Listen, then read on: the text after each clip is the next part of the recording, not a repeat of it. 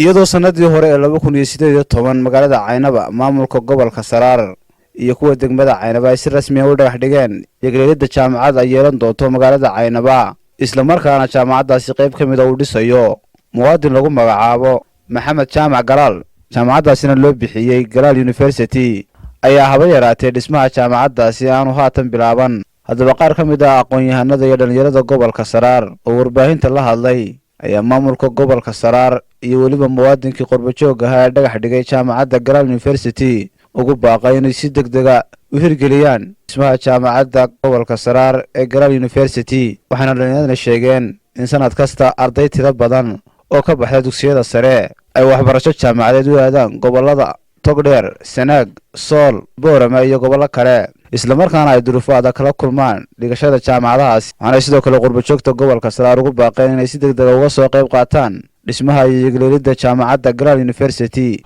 anigoo magacaygu yahay bashiir aadan axmed bashiir indhocalanle waxaan halkan hambalyo iyo bogaadin uga dirayaa madaxweynaha jamhuuriyadda Soomaaliland mudane Muuse Biix Cabdi ee naga ajiibitaankii aan ka codsanay inuu degmada Caynaba oo ahay si nooga dhigo bi anagoo ah dhalinyaradii u soo halgamay ee soo qaban qaabiyay ee soo diyaariyay in laga dhigo Caynaba bi oo darajadiisa laga gudbiyo waxaan kaloo mahad celinayaa gudoomiyaha guurtida Salebaan Maxamuud Aadan oo aan leeyahay gudoomiye aad iyo aad baad u mahadsantahay waxaan halkan baaq uga dirayaa mulkiilaha Galaal mulkiile waxaan ku leeyahay adeer jaamacadii aad noo dhagax dhigtay adiga iyo barasaabka iyo ex wasiir Maxamed Xaashi ee aad tiraahdeen waa la dhisay dhakhtar la ku dhisayaa jaamacadii waxa dir haba yiraatay aanu ka hayno dhagax dhigii ahayn badde 10 jeer baa inoo dhagax dhigaya sidii garoonka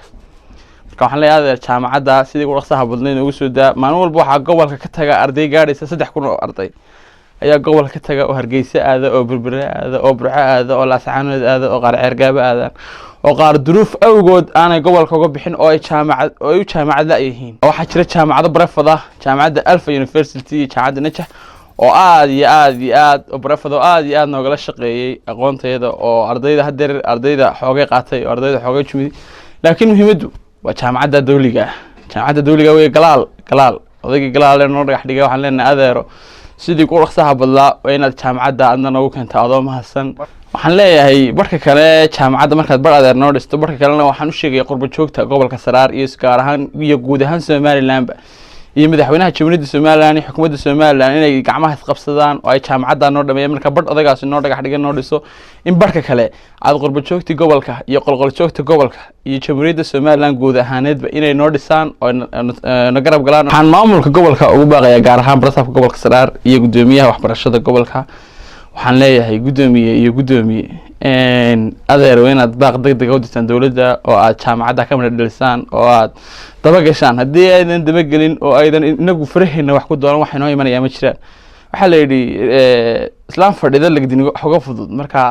waxaan sheegayaa gudoomiye haddaydan wixii doonin oo aydan daba gelin aad baad gumaysantiin waxyaabo hore aad gobolka u doontaan haddana waxaan leenahay jaamacadda waa inaad gobolka u doontaan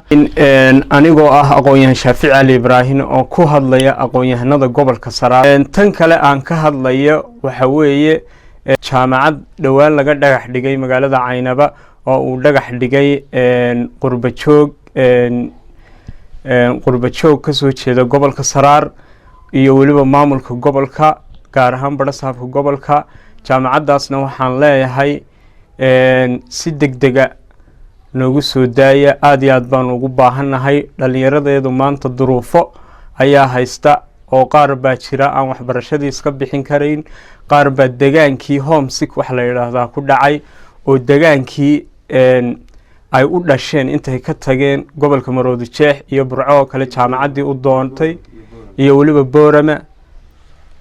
marka run ahaantii dadkaasi aad iyo aad baa duruuftoodu u adkaatay magaalada haddii ay jaamacad leedahay runtii kama ay tageen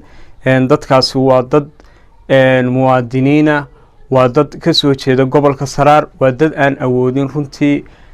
waxbarashada wixii laga bixin lahaa markii loo hayay laakiin duruuftii kale aanay iska bixin karin marka waxaan leeyahay qurbajooga iyo waliba qolqoljoogga gobolka Sarar in ay si mug iyo miisaanba uga soo qayb qaataan sidii ay u dhisi lahaayeen jaamacadda jamacad uu dhagax dhigay iyo waliba badhasaabka gobolka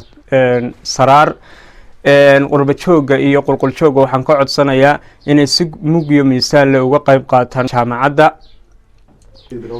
qurba jooga dhagax dhigay ee jamacad waliba wuxuu dhagax dhigay isagu yiri waan dhisayaa 50% boqolkiiba 50 ayuu yiri waan dhisayaa inta jamacad adigu 50% aad ballan qaaday si xushmad leh waxaan kaaga codsanaynaa inaad noo soo dedejiso maamulka gobolka iyo wasaaradda waxbarashada iyo ganacsadayaasha iyo qurba joog kaadhay inay ka soo qayb qaataan waxaana hadaladoodii ka mid ahaa Salabaan Cilmi Siciid Salabaan Kiiko